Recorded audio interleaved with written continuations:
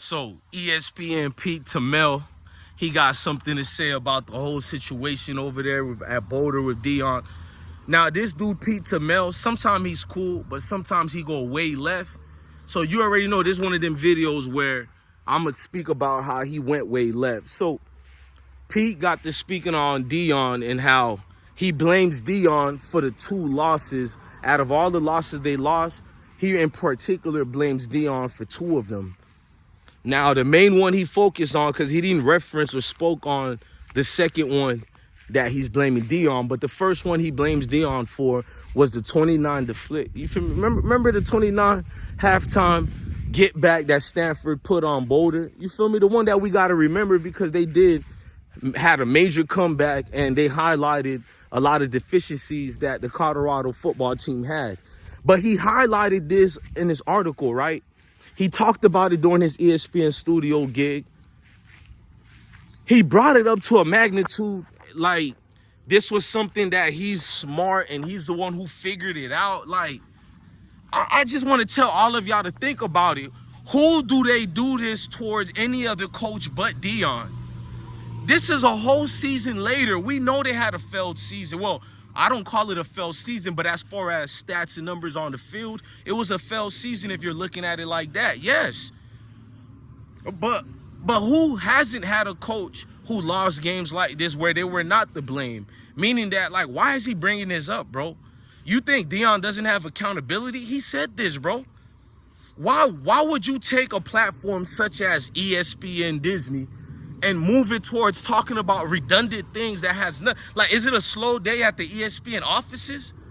All these things going on, like, you know how the NBA is rigged? I don't care. This is my personal opinion.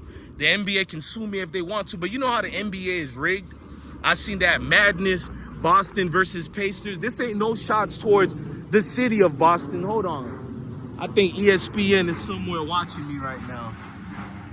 There they go. This ain't nothing towards the city of Boston, but if you watch the playoffs last night, Pacers and Boston, the last 2 minutes was atrocious, bruh. If you've never believed the NBA was rigged, but last night, I know you guaranteed that you believed it. Everybody got to witness the throwaway job. I personally believe players like Siakam and Halliburton got paid to throw the game away. This is why I will not bet on sports anymore. I've been stopped doing that. How can I bet on something that I know without a doubt 100% is rigged? But things like that ESPN could have talked about, because I seen all the fans in a fit of outrage, right?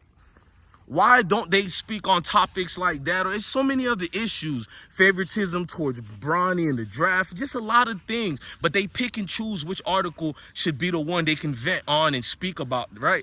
So let's continue. He brings it up about Deion in the 20. He said Deion failure to adapt. Deion is in the Power 5 now. How can he be a coach, but he doesn't adapt? Nigga, this is the man's first damn year in the Power 5. This dude, Pete Thamel, is speaking on Deion like Deion been in the Power 5 for 20 years. And that's what I'm trying to tell y'all, bro. It's not that I'm mad at people criticizing Deion. It's the things they're choosing to criticize. It's when they're choosing to bring these things up. And it's how they're doing it and going about it. And it's also why they only reserve it for Deion only, bro. I've seen so much coaches who either lost the way Deion has lost or way worse. Why aren't they speaking about the losses when other coaches do it? Like, I don't get that. What was the point for you to highlight and tell us that Deion Sanders was the one who lost the Stanford game? Like, you're purposely, you don't even coach football, dude. I got 2 videos on you today, bro. You have a theme going here. You write nothing but articles criticizing Deion. You have yet to give him any type of compliments. Can you criticize a coach who's lost 4 games? Hell yeah. But damn, I've seen you guys tell coaches who didn't even win a game. Like, just give that man props on certain climate changes they've done at that university. You know, like sell season tickets out for a second season in a row. So highlight some of these things, Pete. Pete, all you got in your mouth is Deion Sanders, bruh.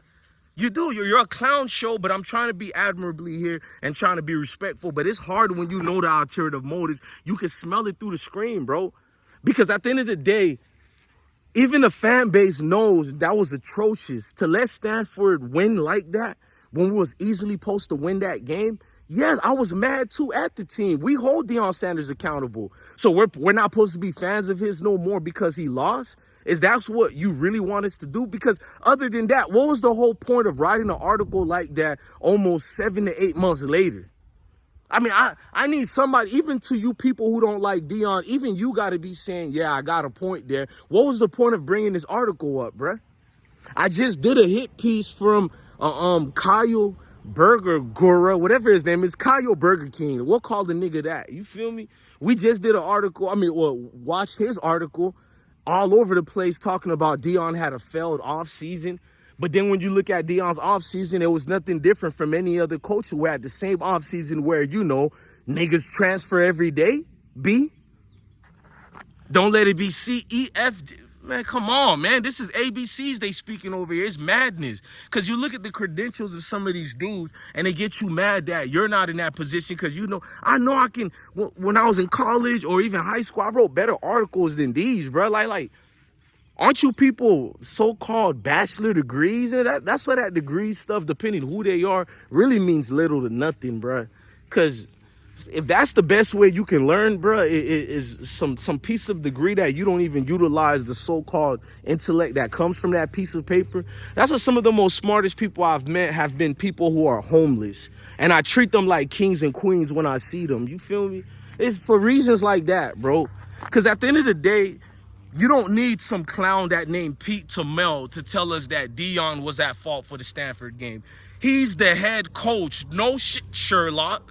Who don't know this? So I know what's the real motive and reason for you to even write this article. You guys are bombarding the algorithm with enough negative press towards Deion as some way you can validate anything negatively wrong that you do towards him. Because it's already out there. But guess what? Season tickets are still being bought.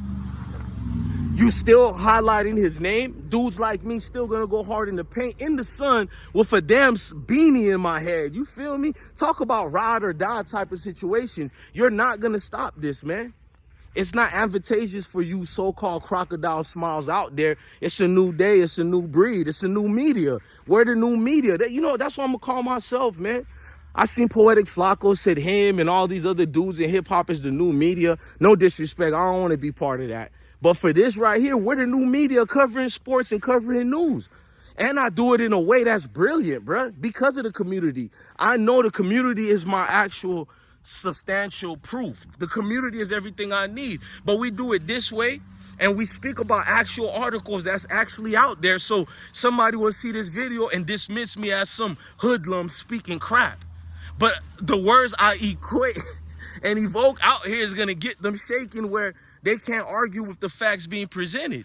So it goes from hating me, not liking me, to being addicted to this platform. Every day you'll see the same kind of trolls. That's why I got to salute the trolls as well as the ride or dies on this platform. Shout out to Deion Sanders, man. And that, man, we give this all day long to ESPN, the Feldwood Network, known as ESPN. I'm your guy, DJ Bless One, the best one. Love your family, love your kids. Always stay blessed.